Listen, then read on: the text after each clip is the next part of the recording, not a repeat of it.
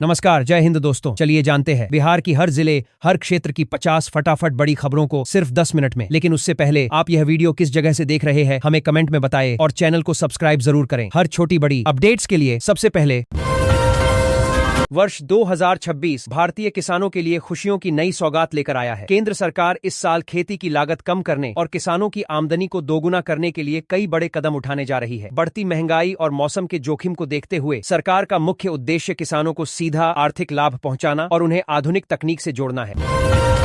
बिहार सरकार ने राज्य के बुनकरों के लिए एक बड़ी और राहत भरी पहल की है। लंबे समय से आर्थिक संकट से जूझ रहे बुनकरों को फिर से अपने पैरों पर खड़ा करने के उद्देश्य से नीतीश सरकार 15 हजार रुपए की सीधी आर्थिक सहायता देने जा रही है। यह राशि कार्य पूंजी के रूप में दी जाएगी ताकि बुनकर अपने काम की दोबारा शुरुआत कर सकें और अपने व्यवसाय को आगे बढ़ा सकें। भारत ने वैश्विक निवेश और औद्योगिक सहयोग को बढ़ावा देने के लिए एक अहम फैसला लिया है। सरकार ने उत्पादन और निवेश से जुड़ी व्यावसायिक गतिविधियों को आसान बनाने के उद्देश्य से नया ई प्रोडक्शन इन्वेस्टमेंट बिजनेस वीजा शुरू किया है, जिसे EB-4 वीजा नाम दिया गया है। इस फैसले से खास तौर पर चीनी व्यवसायियों में उत्साह देखा जा रहा है, क्योंकि अब वे निर्धारित शर्तों के तहत भारत में व्यावसायिक कार्यों के लिए आवेदन कर सकेंगे। देश भर में इस समय सर्दी अपने चरम पर है। उत्तर भारत से लेकर पूर्व और मध्य भारत तक कोहरे और ठंड ने लोगों की दिनचर्या को प्रभावित कर दिया है। पहाड़ी इलाकों में हो रही बर्फबारी के कारण मैदानी राज्यों में ठंडी हवाएं चल रही हैं, जिससे तापमान में लगातार गिरावट दर्ज की जा रही है। पीएम ने बताया कि बिहार स्टूडेंट क्रेडिट कार्ड योजना के तहत 31 दिसंबर तक 199 करोड़ रुपए की राशि राज्य शिक्षा वित्त निगम द्वारा स्वीकृत की जा चुकी है। इस अवधि में 35,277 स्टूडेंट क्रेडिट कार्ड निर्गत किए गए। बिहार के वैशाली से एक चौंकाने वाला मामला सामने आया है, जहां चोरी का सामान और नकदी छुपाने के आरोप में खुद पुलिस कटघरे में खाई है। मामले की जांच करने डिग तिरहुत चंदन कुमार कुशवाहा और SP वैशाली ललित मोहन शर्मा खुद लालगंज थाना क्षेत्र के विलनपुर गांव पहुंचे और जांच पड़ताल की। विजय हजारे ट्रॉफी के प्लेट ग्रुप के फाइनल में बिहार के तेज गेंदबाज शब्बीर खान ने अपने करियर का बेस्ट प्रदर्शन करते हुए जबरदस्त आग उगली है। उन्होंने फाइनल में अपनी घातक गेंदबाजी से मणिपुर की बल्लेबाजी के रफ्तार पकड़ने से पहले ही उसे डिरेल कर दिया है। बिहार में पर्यटन को नई ऊंचाई देने के लिए राज्य का पर्यटन विभाग डिजिटल मोड में जाने जा रहा है। जल्द ही विभाग का अपना टूरिज्म मैप, पर्यटन ऐप और एक समर्पित डिजिटल प्लेटफॉर्म लॉन्च किया जाएगा, जिससे पर्यटक सीधे पर्यटन स्थलों तक पहुंच सकेंगे। रेयर अयस्क भंडार के मामले में भारत इस समय तीसरे स्थान पर है। हालांकि इसका उत्पादन प्रमुख वैश्विक देशों की तुलना में सबसे कम है, जो संसाधन उपलब्धता और वास्तविक उत्पादन के बीच भारी अंतर को दर्शाता है। आंकड़ों से पता चला है कि भारत के पास लगभग 69 lakh tonne rare earth oxide RIO भंडार है। इससे पहले चीन और ब्राजील। दरभंगा जिले के रानीपुर पासवान टोला के पास स्थित कबाड़ी दुकान में देर रात अचानक आग लग गई, जिससे इलाके में अफरा तफरी मच गई। दुकान में बड़ी मात्रा में प्लास्टिक और ज्वलनशील सामान होने के कारण आग तेजी से फैल गई। बिहार में आयुष्मान कार्ड बनाने की प्रक्रिया में अब तेजी आने वाली है। राज्य सरकार ने प्रधानमंत्री और मुख्यमंत्री आयुष्मान योजना के सभी लाभार्थियों को जोड़ने की प्रक्रिया में तेजी लाने की नई पहल की है। जो भी लाभार्थी इस योजना का लाभ नहीं उठा पाए हैं, उनका आयुष्मान कार्ड बनाने का काम प्राइवेट एजेंसियों के जरिए कराया जाएगा। इसके लिए टेंडर की प्रक्रिया भी शुरू कर दी गई है।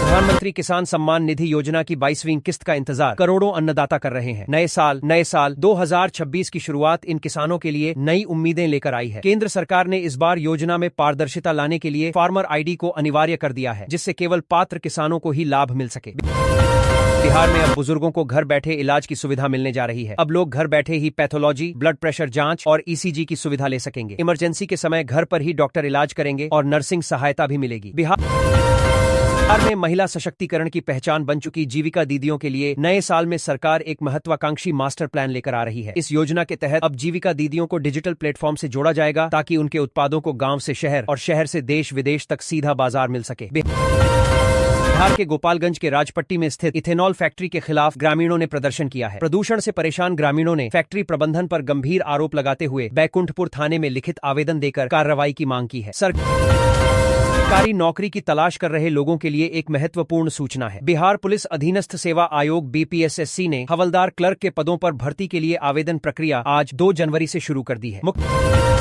मुख्यमंत्री नीतीश कुमार के नेतृत्व में चल रही डबल इंजन की सरकार ने नव वर्ष के मौके पर बिहार वासियों को एक बड़ी सौगात देने का काम किया है, जिससे यात्रियों को अब प्रदेश के किसी भी जिले में किसी समय आने जाने के लिए कम कीमतों पर बस सेवा मौजूद रहेगी। इसी साल मार्च महीने से पूरे बिहार भर में 175 नई बस सेवा शुरू करने का ऐलान किया है। पश्चिमी चंपारण और पूर्णिया जिले में अतिक्रमण को लेकर प्रशासन और ग्रामीणों की सक्रियता देखने को मिल रही है। दोनों ही मामलों में सार्वजनिक और सरकारी जमीन को अतिक्रमण से मुक्त कराने की मांग और कार्रवाई तेज हो गई है। पश्चिम चंपारण जिले के लौरिया नगर पंचायत क्षेत्र में सड़क किनारे और सार्वजनिक स्थलों पर बढ़ते अतिक्रमण को लेकर प्रशासन ने सख्त रुख अपनाया है।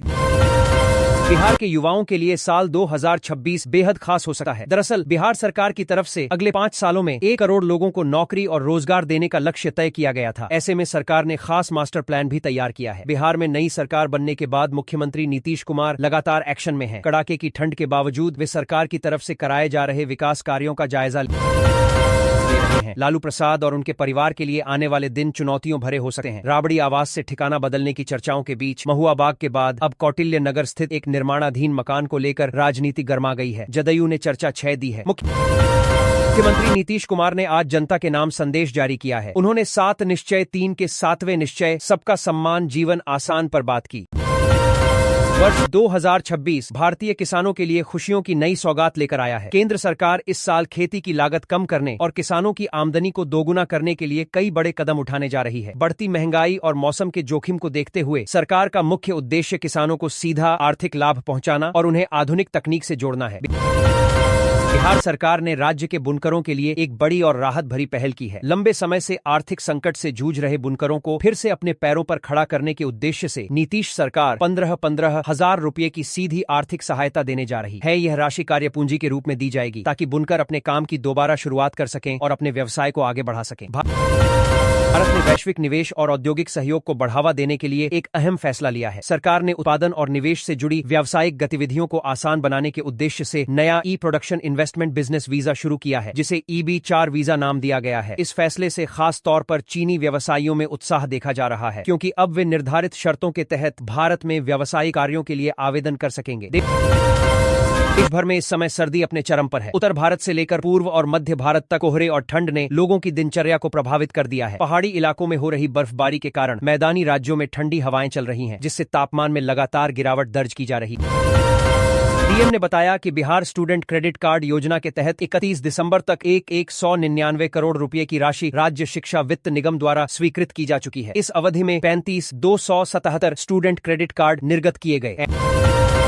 बिहार के वैशाली से एक चौंकाने वाला मामला सामने आया है, जहां चोरी का सामान और नकदी छुपाने के आरोप में खुद पुलिस कटघरे में खाई है। मामले की जांच करने डिग तिरहुत चंदन कुमार कुशवाहा और SP वैशाली ललित मोहन शर्मा खुद लालगंज थाना क्षेत्र के विलनपुर गांव पहुंचे और जांच पड़ताल की।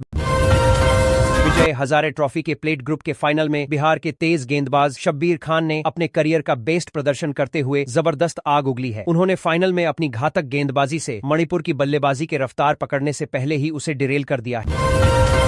बिहार में पर्यटन को नई ऊंचाई देने के लिए राज्य का पर्यटन विभाग डिजिटल मोड में जाने जा रहा है। जल्द ही विभाग का अपना टूरिज्म मैप, पर्यटन ऐप और एक समर्पित डिजिटल प्लेटफॉर्म लॉन्च किया जाएगा, जिससे पर्यटक सीधे पर्यटन स्थलों तक पहुंच